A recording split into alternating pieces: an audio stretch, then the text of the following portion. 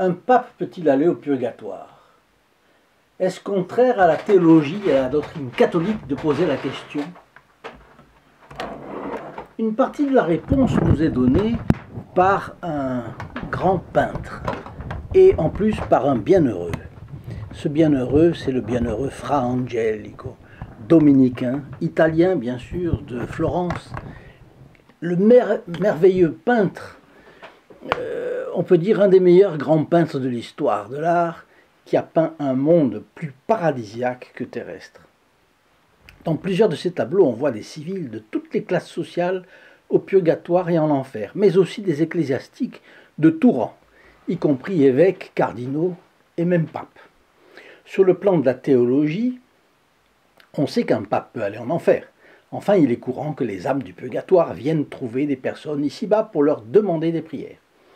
Vous vous en souvenez certainement, le Padre Pio disait qu'à San Giovanni Rotondo, il rencontrait encore plus de morts que de vivants. Les morts, c'est-à-dire les âmes du purgatoire venues lui demander son intercession. Aujourd'hui, le pape revenant du purgatoire pour demander les prières d'un saint.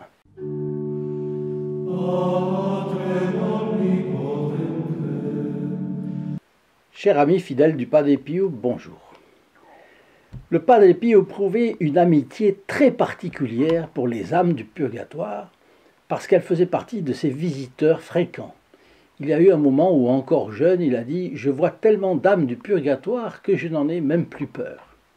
La même chose s'est produite avec sainte Luthgarde de Tongres, une religieuse cistercienne qui se trouverait aujourd'hui dans les Flandres, enfin, mais non, c'est en Wallonie, donc en Belgique, qui fut également visitée par les saintes âmes du purgatoire venues demander ses prières. Alors à une occasion, elle reçut une visite particulièrement inattendue. Ce n'était pas l'âme de n'importe qui, si l'on peut s'exprimer ainsi, c'était l'âme d'un pape. Laissons le père François-Xavier Choupe, jésuite, raconter ce qui s'est passé. Le pape Innocent III a été l'un des papes les plus importants du Moyen-Âge. Élu pape en 1198, à l'âge de 38 ans seulement, il a approuvé de nouveaux ordres religieux prônant la pauvreté et une vie simple, tels les franciscains et les dominicains.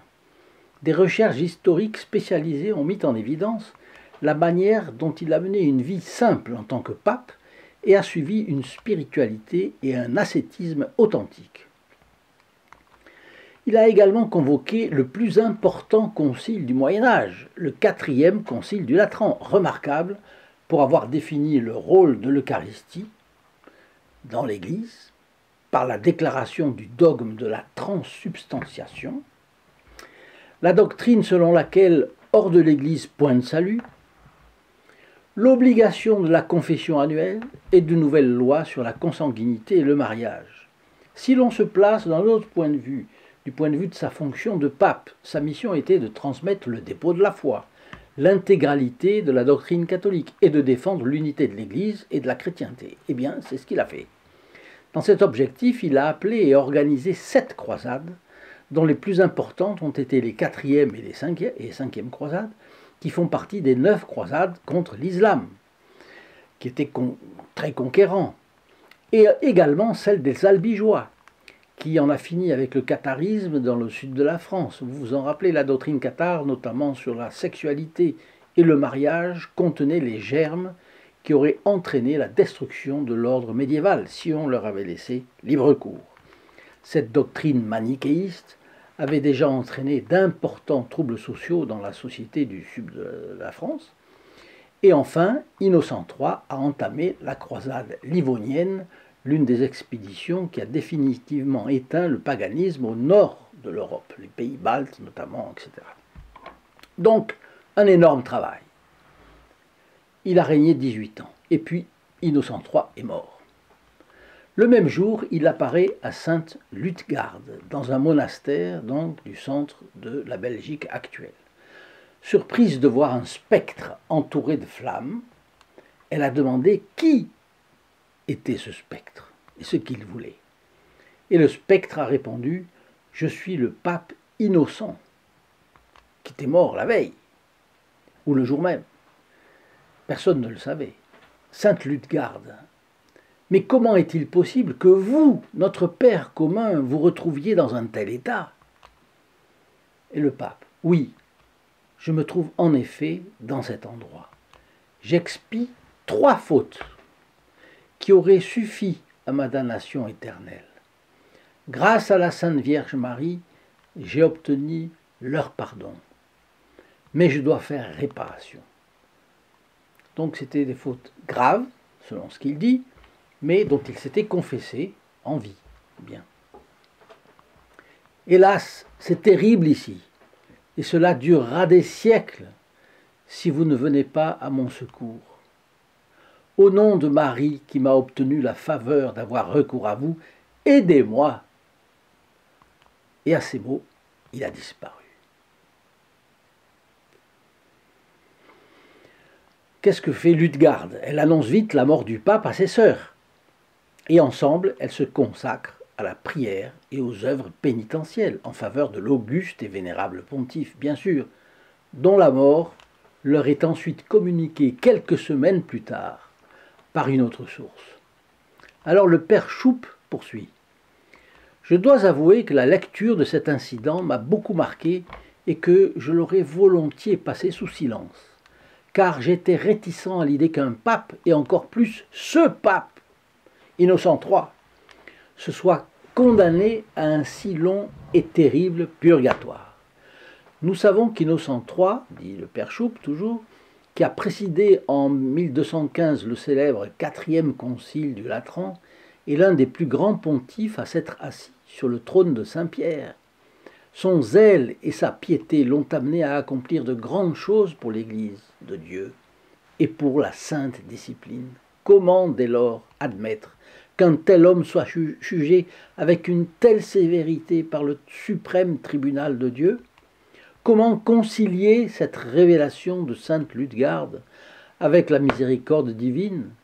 À cause de ces questions, j'ai commencé à considérer cette apparition comme illusoire, cherchant des raisons pour soutenir cette idée. Et oui, il a raison, il faut avoir des raisons. On ne peut pas croire son impulsion contre la raison. Donc il cherche des raisons. Bon. Cette réflexion est intéressante parce qu'elle met en jeu toute une série de nuances autour de la notion et de la vertu de miséricorde.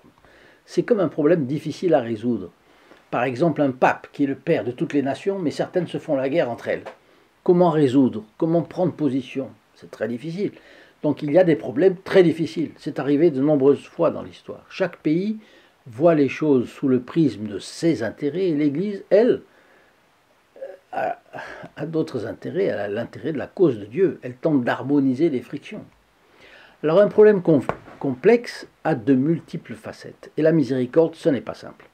Ceux qui ne font pas d'efforts pour avoir une vision transversale, ou on pourrait dire globale, s'attachent au seul côté vers où les porte leur partialité, leur penchant, leur sentimentalisme pour certains, leur dureté pour l'autre, etc. Écoutons encore le père Choupe. Mais ce que j'ai découvert, au contraire, est que la véracité de cette apparition est admise par les auteurs les plus sérieux et n'est rejetée par aucun d'eux.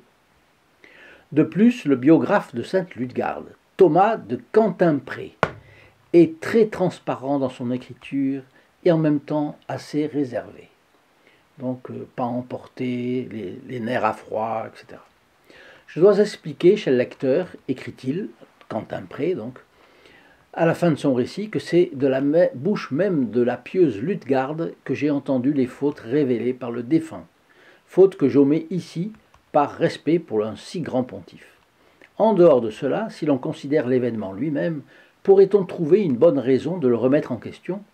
Ne savons-nous pas, après tout, que Dieu ne fait acception de personne, et que par conséquent les papes comparaissent devant son tribunal aussi bien que les plus humbles des fidèles, que tous, grands et petits, sont petits devant lui, la loi étant la même pour tous, et que chacun reçoit selon ses œuvres? Ne savons-nous pas aussi que ceux qui gouvernent les autres ont une plus grande responsabilité et devront en rendre compte plus sévèrement?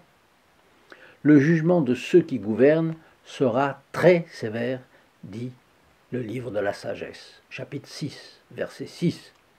C'est le Saint-Esprit qui le déclare donc, car aux plus petits d'entre eux la compassion attirera le pardon, mais les puissants seront examinés sans pitié. Le Seigneur de tous ne fera d'exception pour personne et ne s'en laissera pas imposer par la grandeur, car les petits et les grands, c'est lui qui les a tous créés et il s'occupe de tous de la même manière. Mais pour les puissants, le jugement sera sévère. Donc le père Choup qui reprend, Innocent III a régné pendant 18 ans à une époque très troublée. De plus, n'est-il pas écrit que les jugements de Dieu sont impénétrables et souvent très différents des jugements des hommes? Tes jugements sont comme le grand abîme, dit le psaume 35, psaume de David, 35, verset 7. La réalité de cette apparition ne peut être raisonnablement mise en doute, et je ne vois aucune raison de l'omettre, puisque Dieu ne révèle des mystères de cette nature que pour qu'ils soient connus pour l'édification de son Église. Pardon. Ici finit l'analyse du père François-Xavier Choup.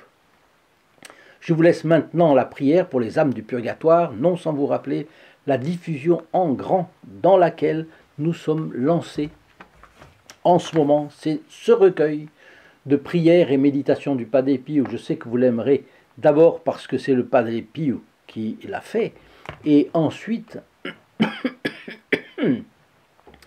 et bien sûr ensuite parce que le contenu est captivant.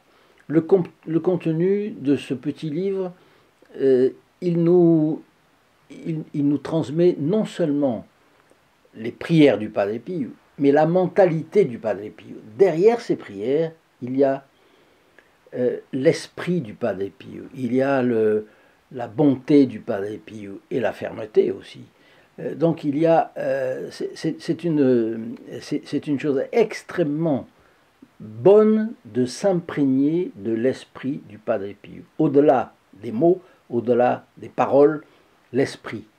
Vous savez, on dit toujours qu'il ne faut pas seulement pratiquer sa religion dans les formes, mais surtout dans l'esprit.